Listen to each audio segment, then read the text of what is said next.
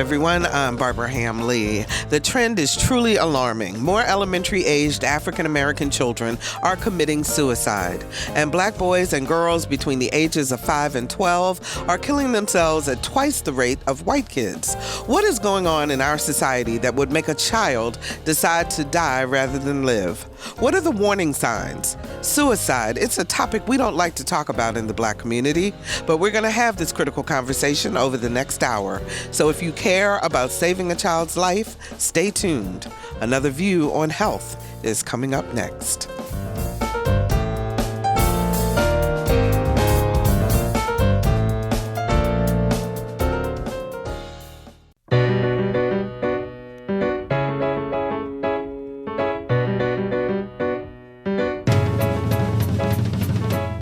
Discussing today's topics from an African American perspective, this is Another View.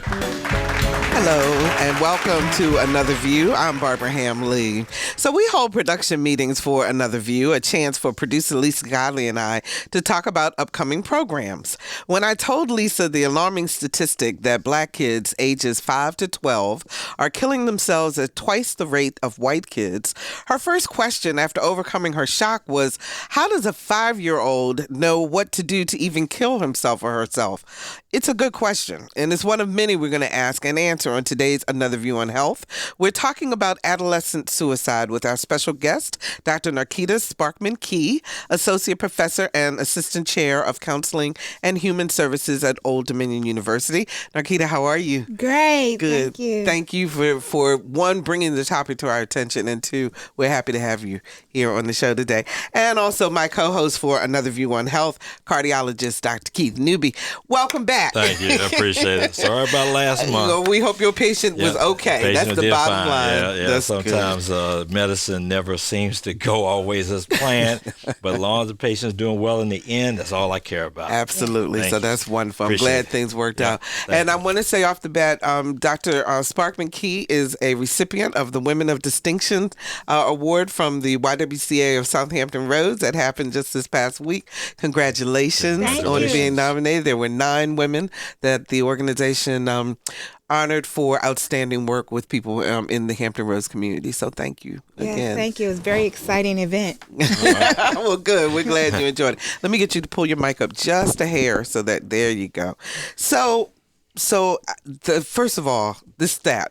There was JAMA did a recent study about adolescent suicide and found that young African-American children between the ages of 5 and 11, that rate was double that of white kids the same age in terms of committing suicide.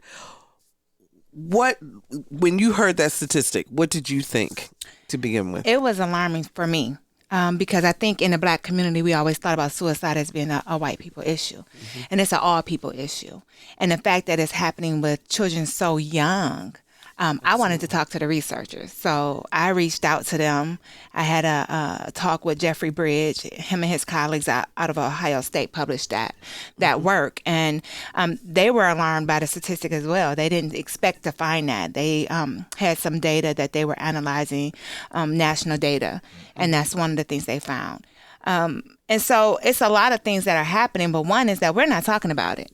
Mm-hmm. We're not talking about it. Mm-hmm. And so how do we talk about it, and how do we get the information and warning signs and stuff out here, which is why I'm here. Exactly. And that's what we're going to delve into that. And let me just say this right off the bat. The National Suicide Prevention Lifeline is 1-800-273-8255. If someone is listening to this show right now and you're thinking about suicide, or you had suicidal thoughts and you'd like to speak with someone, please reach out. 1-800-273-8255. And I'm going to repeat that number throughout the show today to help our listeners. But so let's go to Lisa's question. A 5-year-old, 5 years old? Mm-hmm. Yes. You know, what could be happening in society, particularly to our young African-American children, that would make a 5-year-old even understand the concept of suicide, much less be able to carry it out? So one thing, I think they don't have the language to express their feelings and their emotions and what they're feeling. So they're holding it all in. And a lot of things are happening. We have bullying that's happening. We have environments that are not supportive and that they don't feel comfortable speaking in.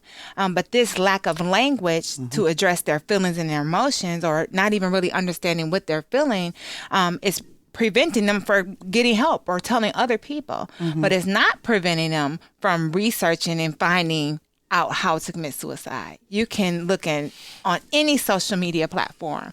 It's there. Yeah. I tell you what, I get more concerned as we were bringing this topic up is how social media negatively impacts on the potential to commit suicide. And one of the things my wife constantly talks about with our youngest is the watching what she looks at. Yes.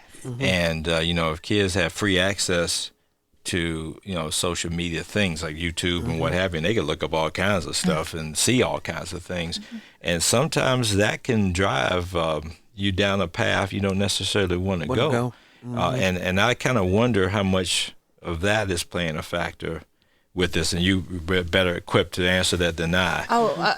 It is a huge factor because the information is just accessible. We've even found where there were cartoons on YouTube that had some kind of hidden messages about suicide in the cartoons.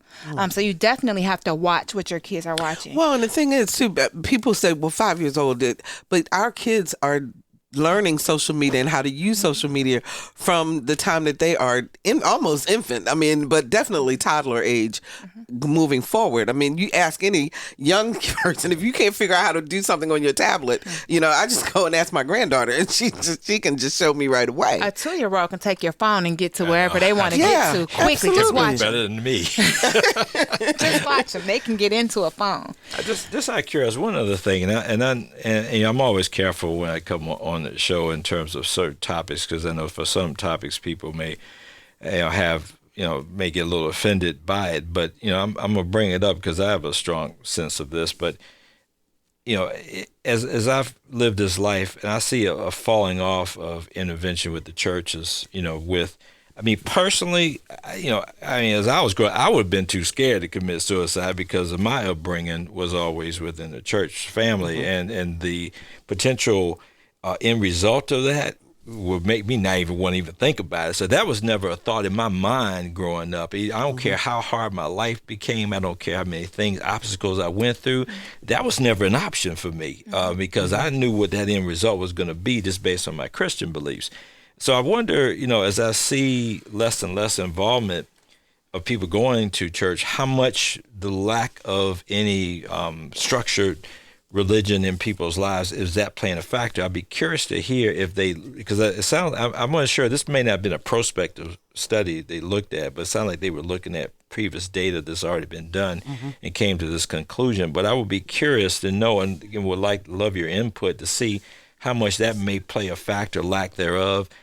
Do you think it plays a factor at all? I'd just be curious of your thoughts on that. I think it plays a factor, but what I'm seeing globally, and I travel a lot to Jamaica, and I just did a training on suicide, and they are on a watch of it. And this is strong Christian society, has always been, but it's a rise there as well amongst Black young men. So I think, yes, church plays a role, but I think that we're dealing with a different group of children. We're dealing with millennials, and even though they may have or be in the church, that there's still some things going on that the church is not necessarily addressing directly. And I had a panel discussion with some church members, and some churches are starting to even hire licensed counselors on staff that their parish can go to, right? But not all churches is on that bandwagon. Some are still preaching old school doctrine of, we're going to pray this out of you. Okay. Just out of curiosity, what, and I find this a very interesting topic, because I'm like Barbara, you're trying to figure out, how do young kids even go down this path to think this way?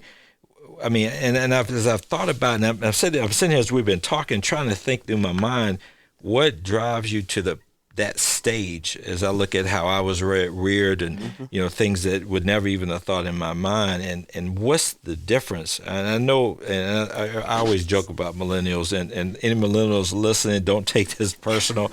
I know, but I know sometimes I found that the ability to deal with conflict and problems are less, they're less apt and equipped to do it than I think my generation, where we dealt with conflict all the time and we were able to muster through and know how to deal with that. So I don't know if that's playing a factor, how the parents are raising the kids now versus how it was when when in my generation. There's got to be something, because if it's increasing, there's some difference between now and then that's driving that ship. So I'd be curious to hear your thoughts on that.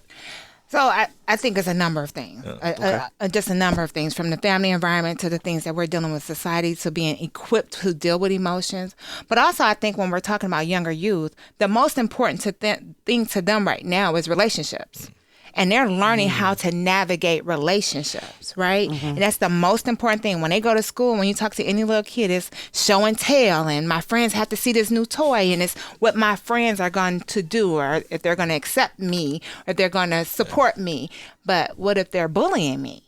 Right? And I'm learning how to navigate this. And the most important thing is relationship. And at home, I'm not talking about it. Maybe at home, we're saying, brush it off. I dealt with bullying in my age. We just went out, we fought them. But we're in a different time zone. They're not fighting. They're not, sometimes they're not speaking up. And they're trying to navigate that. And the most important thing is relationship. Yeah. Right? And so if I don't have good relationships at school, then I'm nothing. And I'm starting to believe what's being told to me. I had one parent come to me and say that her granddaughter they were standing outside the bathroom door telling her to kill herself. Literally telling her to kill herself in Hampton Roads. And so that is a serious problem. I think this little girl was 8 years. The bullies are telling her to kill herself. They're taunting her she's in the bathroom. Yes, and she's 8 years old. And so that's a serious issue. And I think also, my daughter had one of the girls in her classroom attempted suicide, and they were told by the administrators, don't talk about it, don't mention the girl's name, don't say anything. But we send messages when we don't say anything, and it may not be the right message. And the right message would be for us to be in control of that message that we send. Absolutely. And so we're not talking about it. We're still just not talking about it, and we're not addressing it. And this is happening, it's higher rates in urban communities, low income urban communities with low socioeconomic status.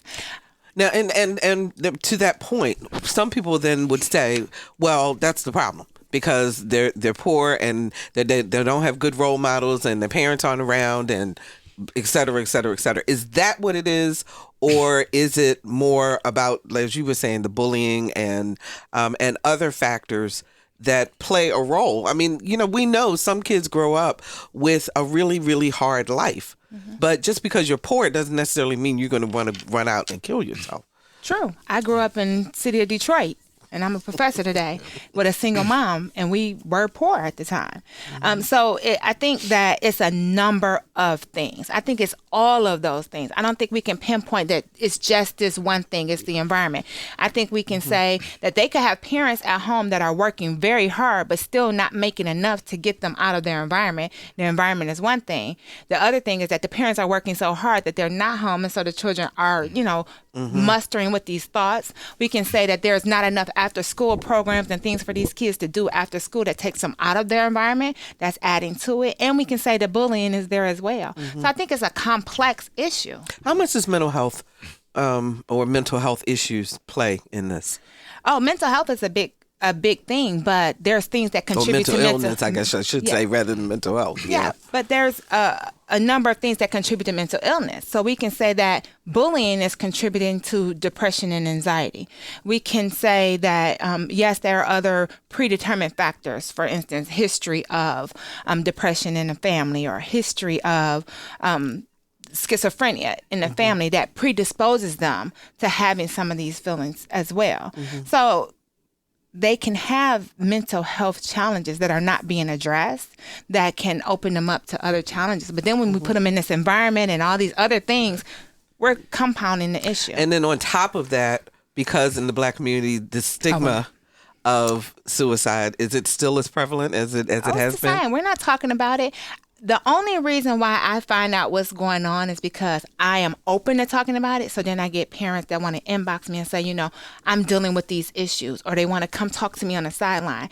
But the stigma is there. So we have parents that are suffering in silence because they're not sharing what's going on with them, and no one wants to talk about it. Because I tell you, the pro and con I've found is, and as I maneuver through my youngest, who is about to turn 14 now, dealing with, because she's the only African-American kid in her class, and, she has to maneuver through feeling different than other children. And you have to kind of go through this process of being, I always keep my line of communication open with her, because she's a daddy's girl at heart. I love every second of it too. But, of course, because of what I do for a living, I have to, I don't get to her till late at night. And, but I always keep that open door policy because I don't want her to ever feel she doesn't have me, there to talk to, and this, it's this, you don't want to go like the total two extremes. One is you're trying to protect your kid at every turn, and they can't and they move. can't function. Yeah, right, they can't exactly, move because you're like, what are you doing? What are you doing? Because that's not doing them a service either. Because they have to be able to function in life at some point. But I always say, if you're keeping that, what I'm kind of curious to hear is lines of communication. Because I tell you why I asked that. I was laughing with a patient the other day. One of the things I've always tried to pride myself on is being a good communicator. I always try to make sure I'm going through things with patients, explaining what's going on, and they'll make comments and say, you're the only one I have that really does that, and I laugh to myself when I hear that, because I'm like, to me, this is what we're supposed to do. But I have found that communication skills are really lacking, and I don't know where that kind of process started. Some of it could be also with parents, if you don't know what to say. I mean, some people stay away. It's kind of like the conversation you have to have about sex. I mean, if you're not comfortable talking about it and your kid comes to you, you may try to blow it off or put it in a different perspective. And I'm wondering if suicide's the same thing. It is the same thing. I did a whole training with people in the community, and they couldn't even say the word suicide. And so saying those things is very difficult. And so we don't communicate it. Yeah, but parents aren't leaving the door open like you are. Well, the thing is, though, go deeper. I mean, don't even talk about just the suicide aspect, because I'm talking about just the communication skills, period. Before you even get to that. Because if you're not communicating, your kid feels despondent, nowhere to turn, because nobody, like you say, they get blown off. Just brush it off, you'll be fine. I didn't have to deal with this. Yes. And we do tend to want to do that. And we tell our boys to what? Man up. Man up. Man up. 440-2665 or 1-800-940-2240 are the numbers to call to join our conversation. Are you communicating with your young people? Have you noticed any, and we're about to talk about the signs of depression, the signs that someone may be contemplating suicide? 440-2665 or 1-800-940-2240. Give us a call and join our conversation. And if you are listening and you are having feelings of suicide or suicidal thoughts, or you're just depressed and you want to talk with someone, the National Suicide Prevention Lifeline is 1-800-273-8255. 1-800-273-8255. So what are some of the signs that we as parents and as caregivers and as teachers and all need to be recognizing, particularly in our adolescents, before it's too late? So one is sudden changes in behavior.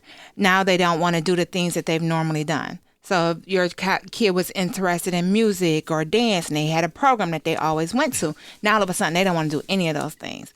They want to just stay in the room. They don't want to come and talk. They are outgoing and now they're not outgoing.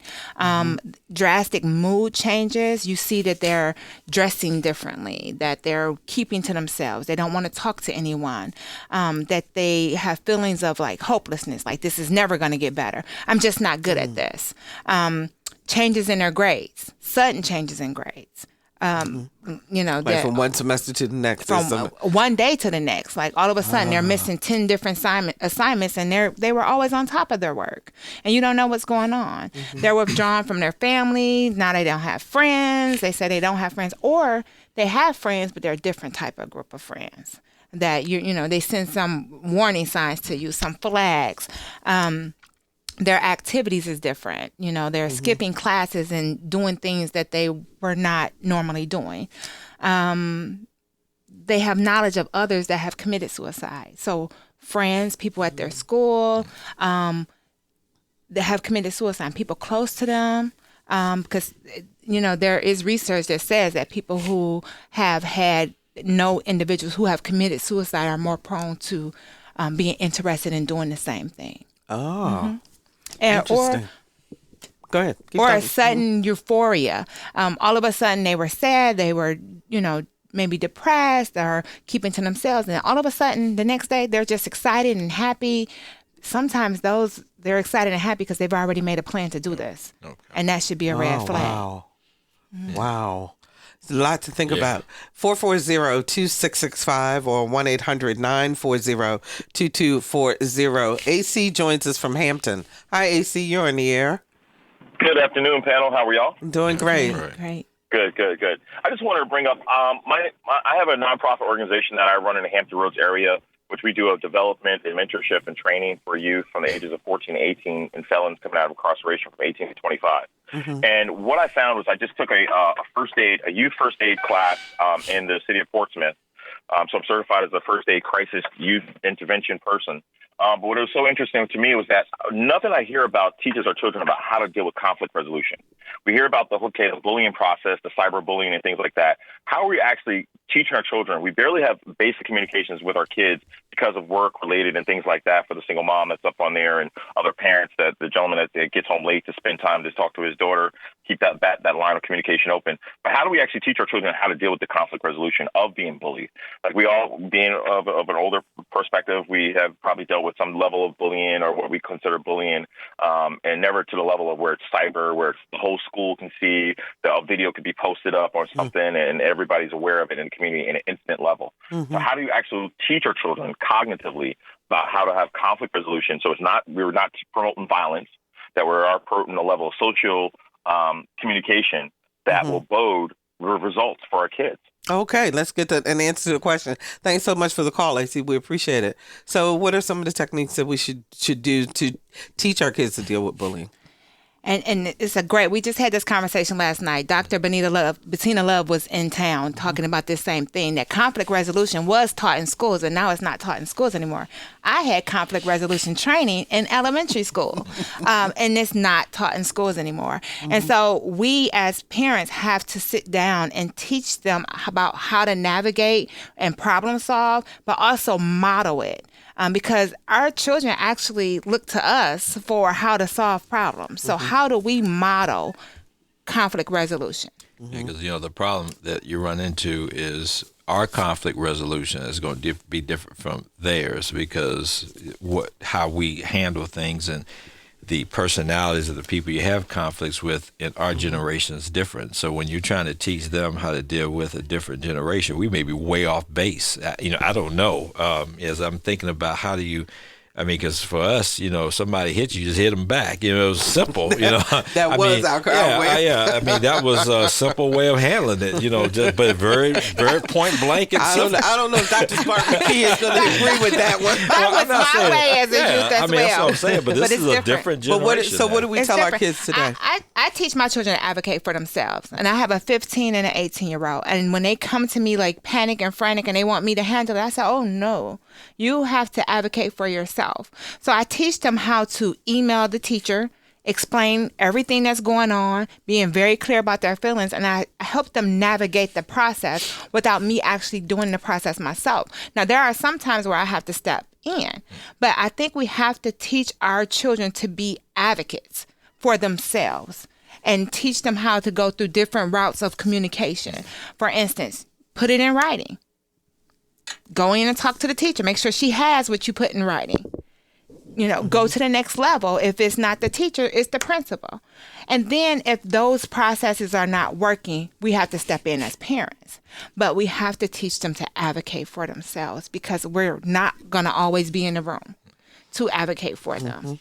If you're just joining us, we're talking about adolescent suicide in the African American community with Dr. Narketta Sparkman-Key, Associate Professor and Assistant Chair of Counseling and Human Services at Old Dominion University, and cardiologist Dr. Keith Newby, my co-host for Another View on Health.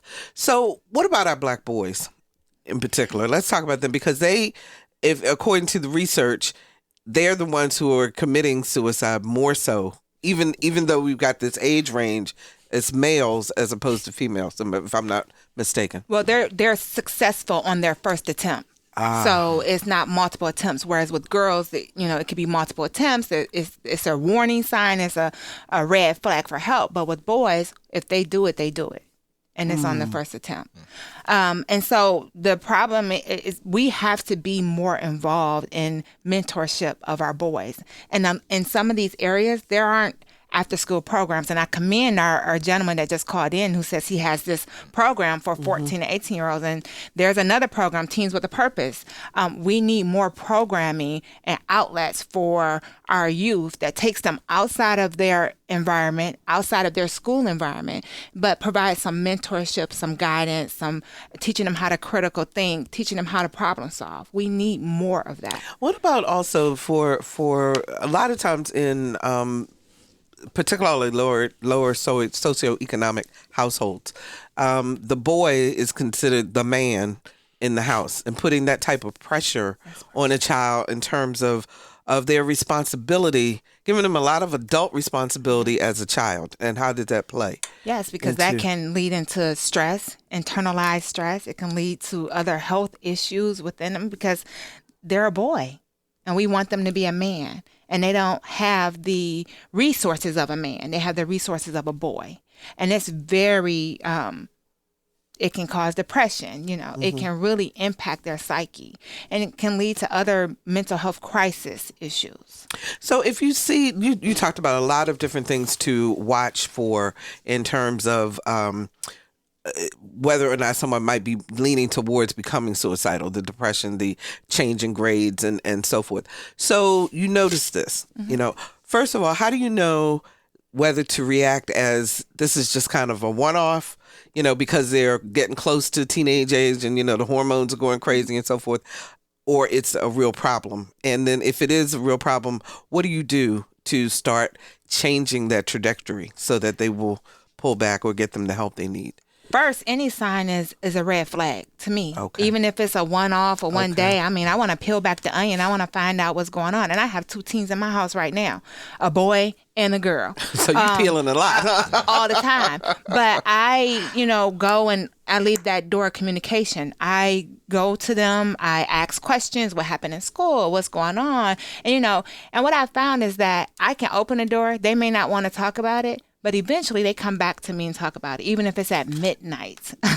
They come back and they'll say, well, this happened or that happened. And I have to listen. I think as parents, we have to do more listening than talking, because sometimes we react too soon, and that'll keep them from coming to us and talk. And some of the things that my kids say shock me, but I don't react right away.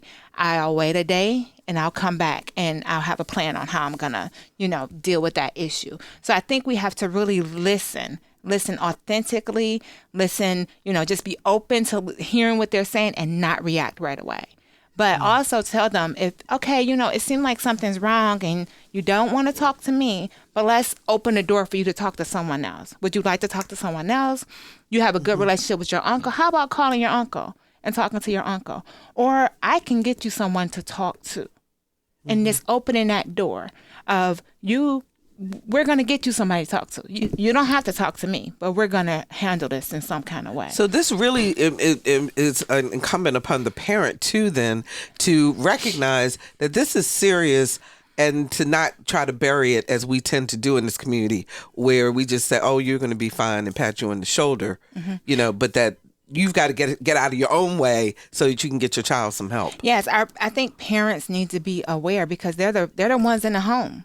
They're the ones that's there to be able to say something, to be able to start addressing. And we have to advocate for our children. So I basically promote parent education, that they need to know what I know as a professional so that they can go ahead and make some decisions within their own home. Yeah, there's a stress level of what I know some kids can go through, as you mentioned earlier. I think you mentioned it about putting too much on a male child. I've seen homes, and I feel like at times I have to play counselor in the cardiology realm, and I will call you out though. I mean, I just my nature. But I remember several years ago, I had a patient. She was probably in her mid 50s, early 60s, who we were talking, and she was just telling me some things she was dealing with. But she made a comment that really troubled me, because she was saying that I guess she had her kids doing bunch of stuff for her, taking care of, making them go out and get these extra jobs because they and when I asked her, I said, well, why are you doing that? And her response still troubles me to this day. That was probably 8-10 years ago. She says, because I had them, and now's their time to take care of me. And I said, well, hold up.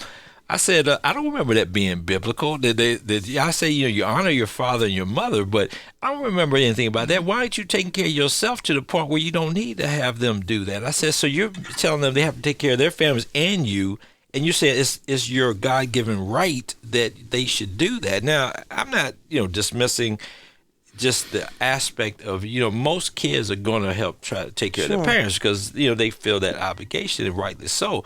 But I'm finding that a lot of them are saying this, like, you're supposed to do this, despite the fact that I didn't save a dime in my life. I didn't try to do anything. Another whole level of stress. Yeah, so that brings that. Now, granted, that may have nothing to do with this discussion, but it's just an added level of stress that sometimes we can place on our children that they not even aware that we're not even aware that we're doing that. Exactly. Our phone lines are lit up, 440-2665 or 1-800-940-2240. Lynette joins us from Newport News. Hi, Lynette. You're on the air. Good afternoon. I have a 12-year-old daughter, and, most times she's happy, she's great, she's fantastic, she's funny. But there comes times where I have to discipline her for something. Last night it was grades. And so I took her electronics from her, and she acted like the world had come to an end, as they tend to do. And so I tried to talk to her, and it ended up with this huge crying situation. And she was crying, and she hates herself, and she can't do anything right. And sometimes I don't even want to live, and blah, blah, blah. And I get confused because my mom used to tell me she loved me because I was a communicator. She loved that about me because I could talk.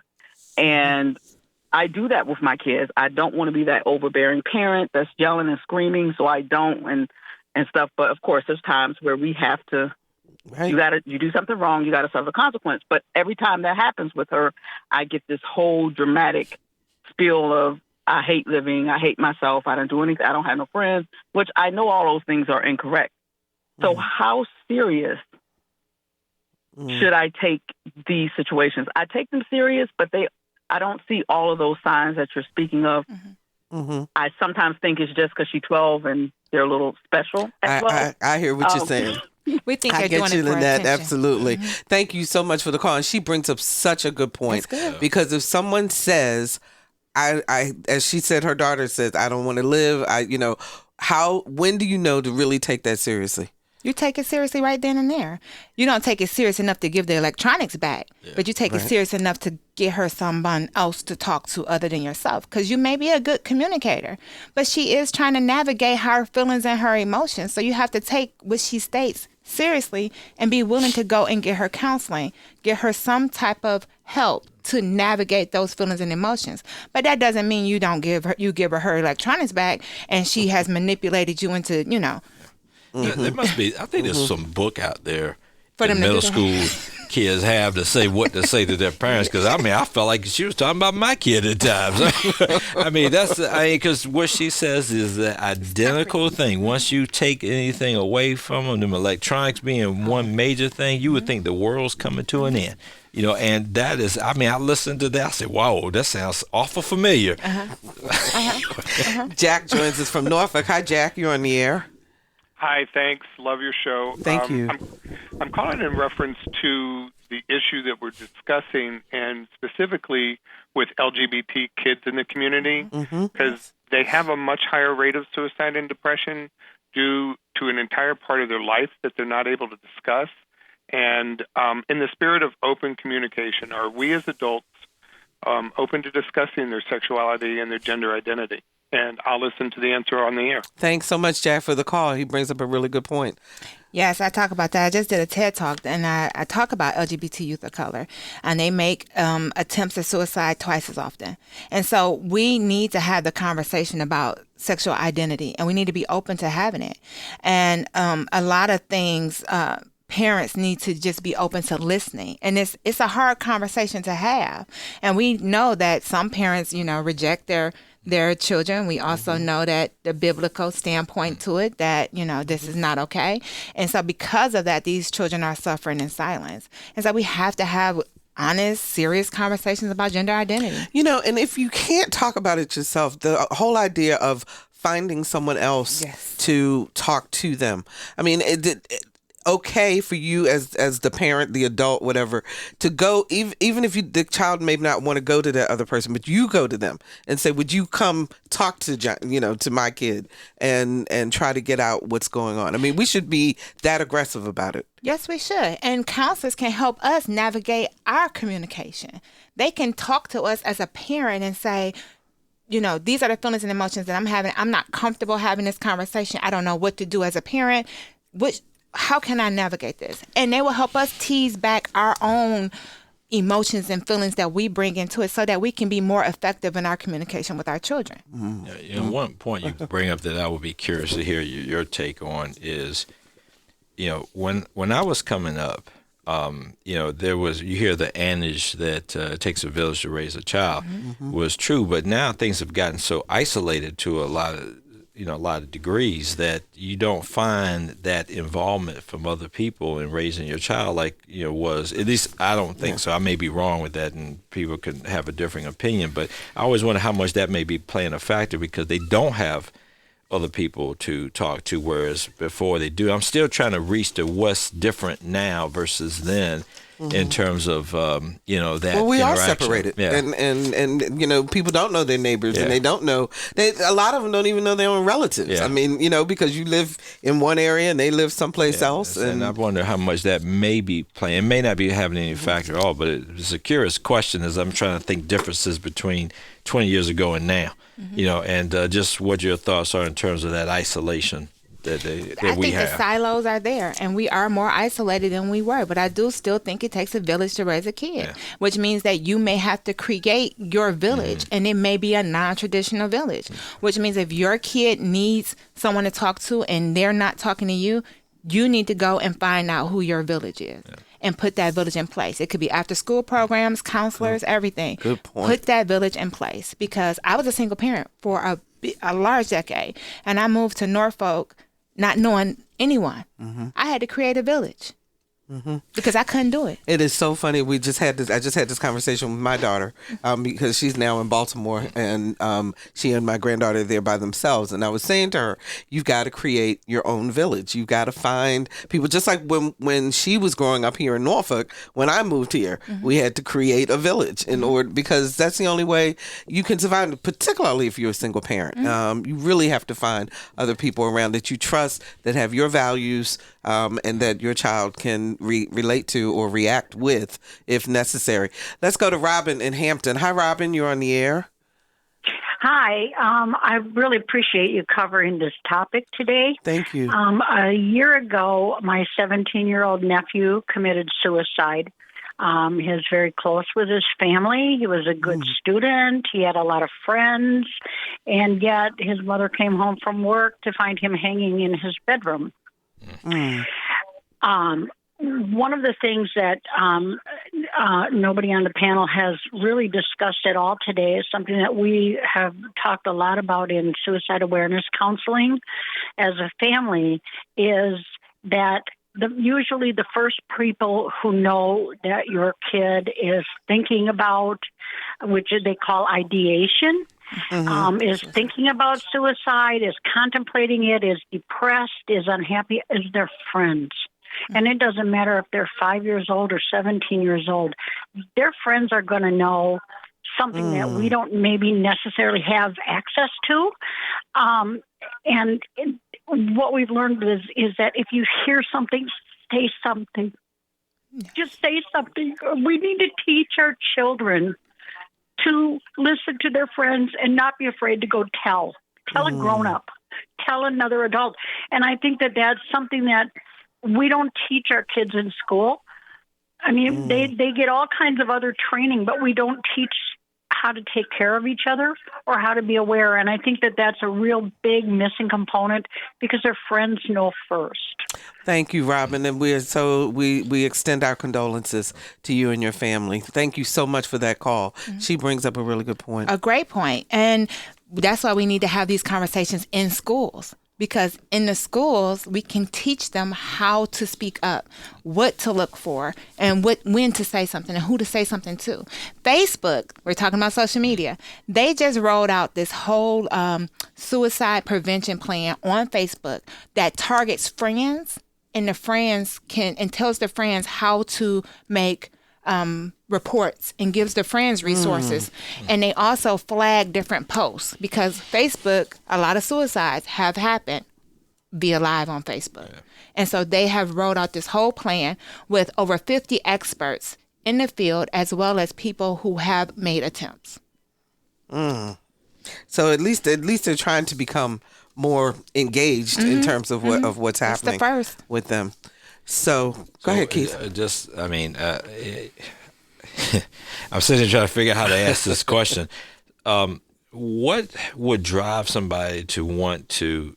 I still don't understand what drives people to want to do it televised. I mean, we're talking about doing Facebook Live. I mean, what is it about their situation that makes you want to do it and then televise or to having an open forum? I mean, what's the cry out that does that? I mean, because those it's making you want to make it public. Yeah, they're sending a message. A lot of what they found is some of those cases that have been live is that these people have been bullied. They've been bullied on social media. They've been bullied in schools, and they want to send a message. Here in Hampton Roads, a kid committed suicide at school. It was because he was sending a message that there is a problem at school. And so there is a message that they're trying to send. It's a cry for help, but it's also a cry for action. So we need to take action in these environments. 440-2665 or 1-800-940-2240. Glenn joins us from Norfolk. Hi, Glenn. You're on the air. Good afternoon. I think that this is a very interesting topic, and it reminded me of a situation that I kind of wanted to share with you guys. I'm actually from Ohio, from Toledo, which is not far from Detroit. And 21 years ago or so, my son, who's now 29, was starting to get into sports. And we, at the time, lived in the suburbs. So I wanted to, as soon as possible, expose him to kids other than the ones in our neighborhood. So I took him to Central City YMCA and signed him up for this team, this league. And I ended up being one of the coaches because I had a little experience in coaching youth sports. And me, along with another guy who actually was the only white kid on the team because he was from another suburb, and he brought his kid to the Y for the same reason. So we had like minds when it pertained to trying to expose our kids to different things. And he and I became sort of like co-coaches. And I didn't like the way it was structured because we only met like a couple of times a week. Glenn, you know what? We're running out of time. Can you get down to your question? Because I want to make sure we get to your point. Gotcha. Okay. The short story is that we had a kid who was very challenging. He caused a lot of problems. And then after a couple of games, he didn't show up for a while. He didn't show up for a game or two. He didn't show up for practice. And we found out that he actually committed suicide. And we were stunned. The coach and I found out. And we weren't sure exactly how to handle it at that time. And in hindsight, we handled it absolutely the wrong way. Because I had this theory about coaching kids that the quickest way to make them fatigue is to ask them the question, are you tired? So you don't even bring up the subject. So I thought, we discussed it, me and the other coach, and we decided we wouldn't tackle the issue at all. So you did not talk about the kid committing suicide with the rest of the team. But we knew some of the players had to have heard. They heard rumors and stuff about what happened, and they weren't certain. They were trying to piece it together. We offered absolutely no help in doing that. And again, looking back, it was absolutely the wrong way. But at the time, we thought the least amount of exposure to this will probably be the best way. Yeah. Okay, we get it. Thank you, Glenn, for the call. Let's let Dr. Sparkman-Key respond. Yes, that's not the way. And I think sometimes we think that we hold the responsibility of having a conversation. You can bring a professional in to have the conversation. You can let the kids initiate the conversation. What are your feelings? What are your emotions? And navigate it that way. You could have asked the YMCA, who's a bigger entity, and they would have brought in a counselor or a professional or something to come and talk to the kids. But it is important to talk. But as adults, sometimes we think that this is too grown up a topic. We do. For kids, and what we've got to realize is that younger and younger ages are dealing with topics that we need to be able to talk to them about, because other people, if it's not us talking about it, somebody else is talking to them about it. And we send a message whether we say something or not. Wow. You know, we were supposed to do have a story brought to you today about some students, 5th graders in Hampton, who have done a mural on civil rights activists, but this conversation is going and our phone lines are still lit up. So I'm going to continue this conversation for the rest of the hour. If you're listening, students from what's the name? Breezeway, the Barron Elementary School, from Barron Elementary School in Hampton. We're going to bring you that story next week. I promise you. And thank you for hanging with us. We appreciate it. Let's go to Ingrid in Virginia Beach. Ingrid, you're on the air. Hi, Barbara. Thanks for taking my call. I love your show. Thank you. So I just wanted to make a quick comment about what was said regarding the man of the house concept. I too was a single mom for many, many years, and I met my awesome husband 4 years ago. And one thing that I realized was that as I was raising my 2 boys, I was really behind the power curve as far as building their resiliency and getting them ready for life. I am a Hispanic American, and culturally, I was raised to do everything for my kids, for my boys. And so when my husband came into my life, he noticed, I did everything. I did the lawn mowing and everything. And we started instilling the hey, when we're not around, you're the man of the house concept.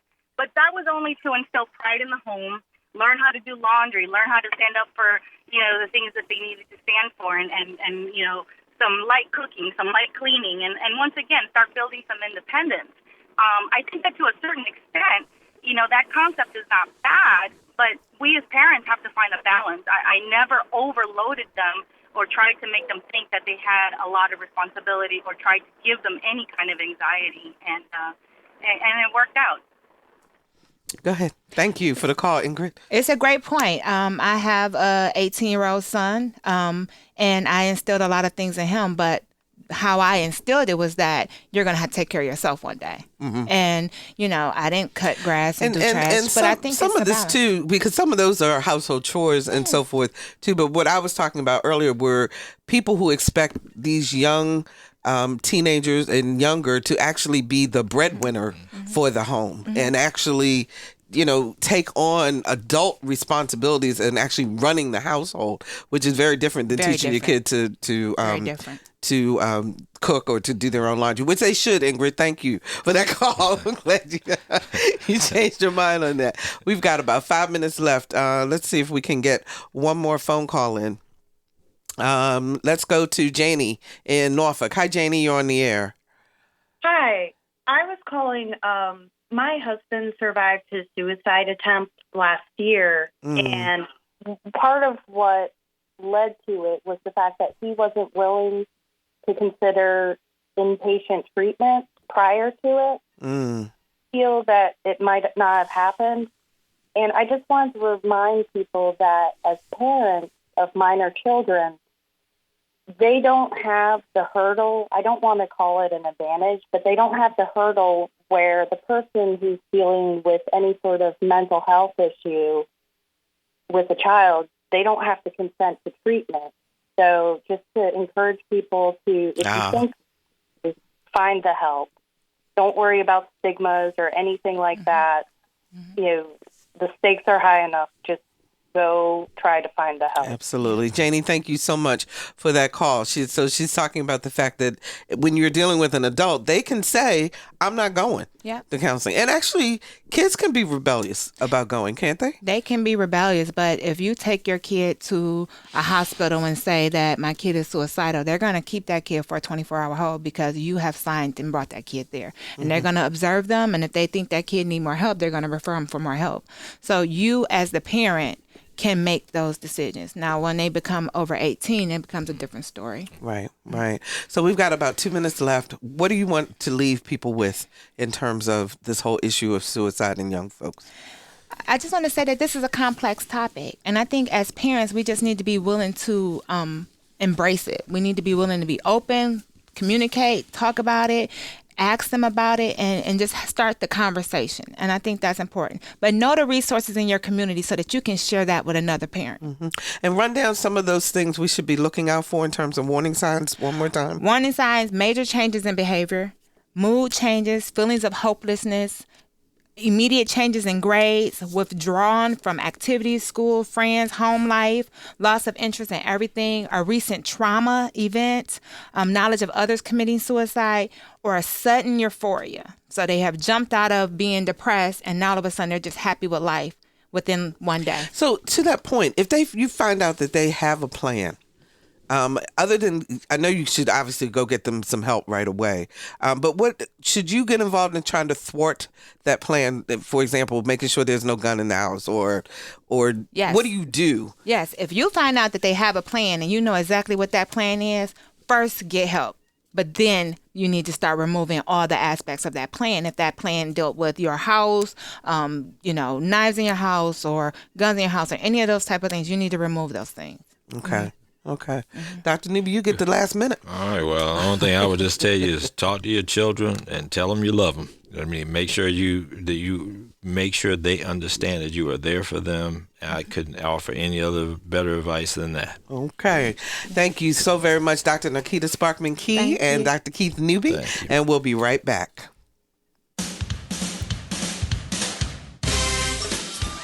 Hello, this is Spike Lee. What's happening? And you listen to Another View.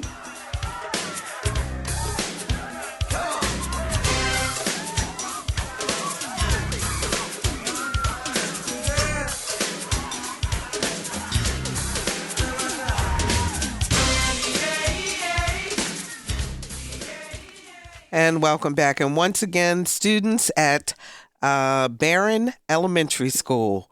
Barron Elementary School in Hampton. They have put together some murals on 6 civil rights activists. It's a great story. We promise you we will bring it to you next time on Another View. But I felt it was very important for us to talk with our listeners today because obviously we've gotten some very good information. That suicide prevention lifeline, again, is 1-800-273-8255. And before we go, I'd like to invite you to attend a screening of the documentary America to Me and participate in a panel discussion on race, equity, and education in our schools. This is being sponsored by the Hampton Roads Community Foundation on Tuesday, April 2nd from 6 until 9 p.m. at the L. Douglas Wilder Center on campus of Norfolk State University. It's free, but you have to register. Go to hamptonroadcf.org/America to Me. Next time on Another View, the author Jennifer Harvey on raising white kids. Our theme music was composed and performed by Jay Sennett. Lisa Godley is our show producer. Todd Washburn is our audio engineer, and Jimmy Cooper answered our phones. I'm Barbara Ham-Lee. Thank you so very, very much for listening to Another View. And again, if you need help, 1-800-273-8255, the National Suicide Prevention Lifeline. Have a great weekend, everyone.